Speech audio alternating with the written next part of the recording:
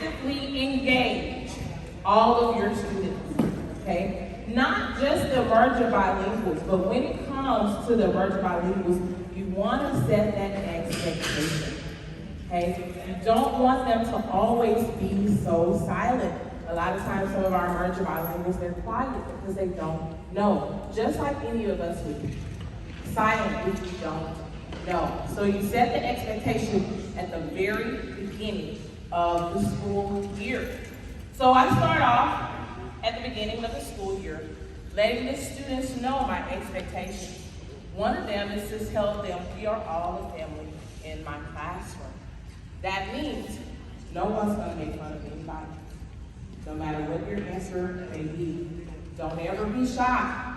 All right, and for my shy students, I understand that you're quiet, but I still expect for you to speak and answer in the classroom. It's a respect thing, all right? So even when it comes to reading passages, I tell them if you can't. A lot of times I know who is who, so that's important, knowing your students. I know who is who, so I don't give them very long to read. So even if they can't read the whole passage, you're going to stand up or sit down at your seat if we're reading. You're going to say your name and that's it. And we're going to move on because I expect greatness from you. So what that does is establish those expectations, and then they're going to eventually get the courage. I've seen it already. Okay, they're going to get the courage to start talking in class. But it's important. You don't have to do it at the beginning of the year. You can start Tuesday. You can start on Tuesday, but set that expectation that everyone is going to speak, no matter who it is. So here's a nice new way that I learned. I learned this in the conference, okay? All right, some of you, which I love, as you were handing me these cards, are you going to read it out loud? I have an answer for you. Okay, those that asked me that, I did not answer it, because here's how we're going to do. Everybody, especially when you're asking personal things, remember I said in the classroom or at home, everybody doesn't always want to share. So, here we go. I'm going to use these cards. When I call your name, you're going to stand up. Now, I'm going to ask you, would you like for me to read your answer? Okay, does everybody remember what the question is? What was your greatest accomplishment in the recent year? So let's say those shy students who don't want to share. Every day I do journal entries. Some stuff is private and they don't want to share, but you still will have to answer the question when I pull your card. So I'm going to pull your card. You're going to answer. You're going to say what you wrote on your card, and then you're going to answer the question that I'm going to pull up from ILTEXAS. All right? Does everyone understand that? Everyone understand the instructions? Do I need to clarify for anyone? All right. Here we go. Oh, okay. Very nice. Coach Autumn, can you stand up, please? All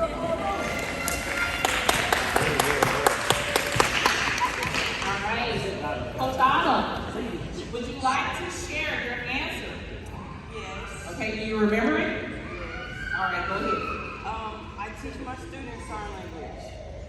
All right, she's been teaching her students sign language. So that's awesome. That's awesome.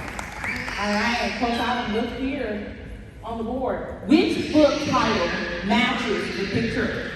You can walk closer to Mr. C. You can walk up to the board. Fun with my brother? All right, let's see if that's correct.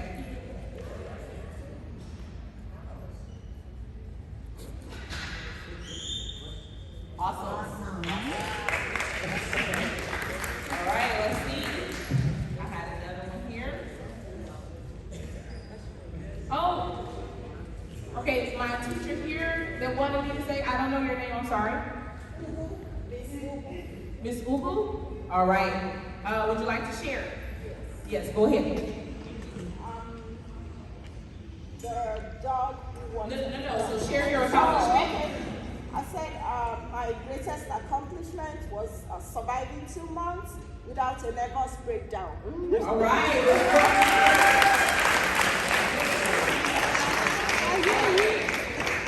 All right, Miss Ubu, can I get you to answer this question. Which book title better matches the picture? The dog who wanted to fly. The dog who wanted to fly. Let's see if that is correct.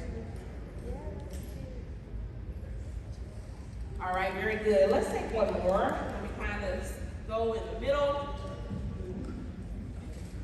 All right, Ms. Hyde. Stand up.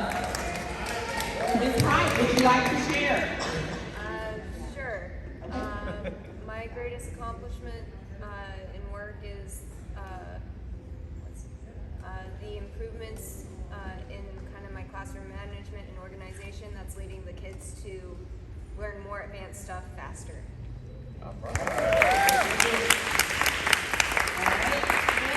Can I get you to answer the question there? Which book title better matches the picture? The Howell's Holiday on Lake Mission. Okay. All right. You know, I'm actually going to do one more. Miss Mack. Miss Mack, stand up. Would you like to share yours? So wait, I think you said no, right? You told me no? That's why I told you. You really didn't want to. Okay, all right. So I'm trying to make an example there. Not everyone's going to want to share. But what's my expectation for her? To say her name. To do what? Not to share this, but to do what? To answer the question. Okay? So she doesn't have to talk about this, but she knows that she is going to have to answer this question. All right, Ms. Matt, which book title better matches the picture? Flying High. Okay, Flying High.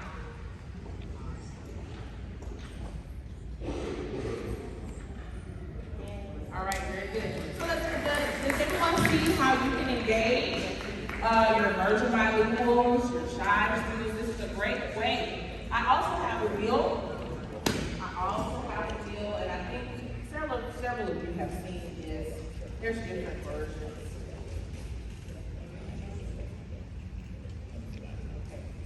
So yeah, here's my wheel. And all you do, this is actually pretty easy to install the names. The kids were like, how did you get all those names in there? Listen, I always take the easy way out. Okay, so I went there to the grade book, copied and pasted the names, and then I put them there. Okay, and the names were there. So it just took me a few minutes to do each class. And so that's another way, like I said, let the class know that you're expecting, once their name is called, you're expecting them to read. You're expecting them to solve the equation. You're expecting them to come to the board. You're expecting them to go to a certain station. Set the expectations first, so they will know and they will build up that courage. All right?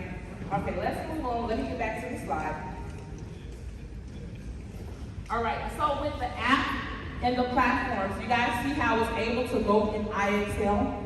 IXL and now iStation, unless I just found this out. I wasn't able to do it last year, but now we can actually work through the problems. I really, really encourage you to do this so you can see how it is for your students. Take a little time to work through it and solve it yourself. All right? See what these have to offer. Because if you work through the platforms yourself, then you can really help the students with what they're asking. And some of them, they're asking, when I go to my enrichment groups, how do we do this? How do I do this? I know some of it because I worked through it myself. Not just my knowledge that I know off the top of my head. A lot of the problems is going to be easier for us to solve because we know this information already. But I encourage you to work through it yourself so you can especially help your emergent bilinguals. It's very important. They need our help. Okay, so I was able to do that. Small groups. Now that we have changed, especially with middle school, I'm not sure how it is in elementary. How do you guys work your enrichment groups? Based on data.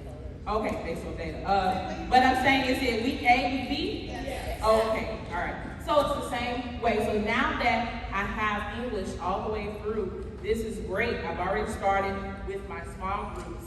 And I use those books that you see there on the table. So I had my 3 newcomers in my last small group that I had. And one of the ways I had each student read. All right, so I was able to tell how much, not just looking at that data, but I was able to see how much they struggled and saw what they knew. Okay, so they were reading. I was able to clarify, have them write down the words that they struggled with. There's also some vocabulary cards. So you guys see that there on the table, vocabulary cards with the pictures there. Those were helpful too.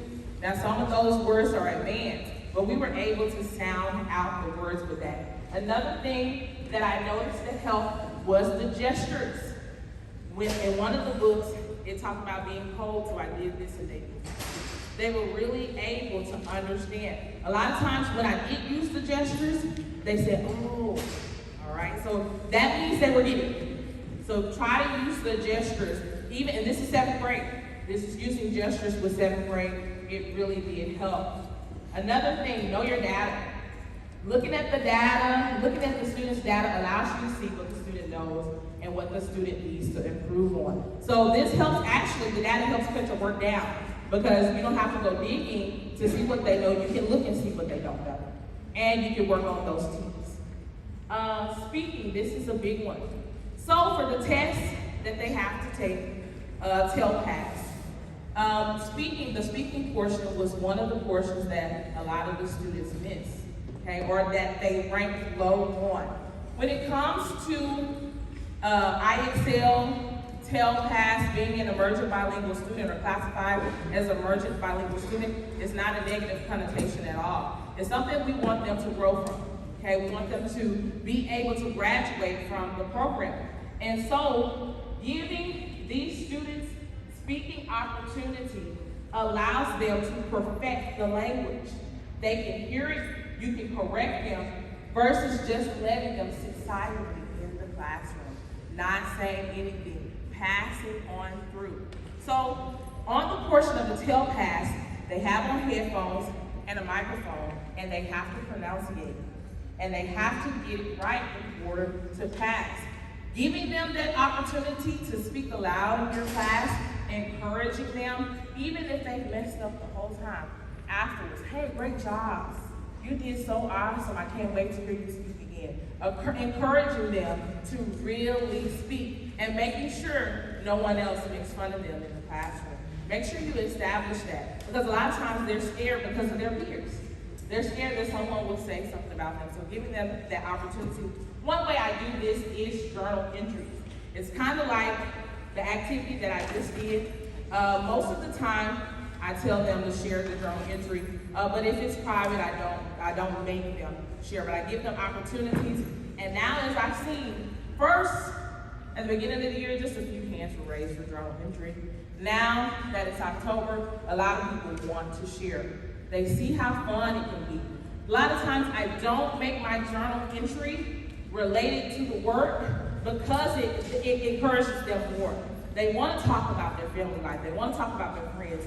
My last journal entry was create a silly story, and they love that. Even the very next day, students were like, oh, Miss Alexander, can I share my journal entry from yesterday? So create those opportunities in your classroom for your EB students to speak, because it will help them grow.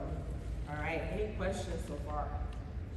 Really quick, Miss Alexander, Sure. I just passed out some TELPAS goal setting sheets that we did with our students recently, and I put one, I think, at every table. I want you guys to just look at it and notice what is the lowest category.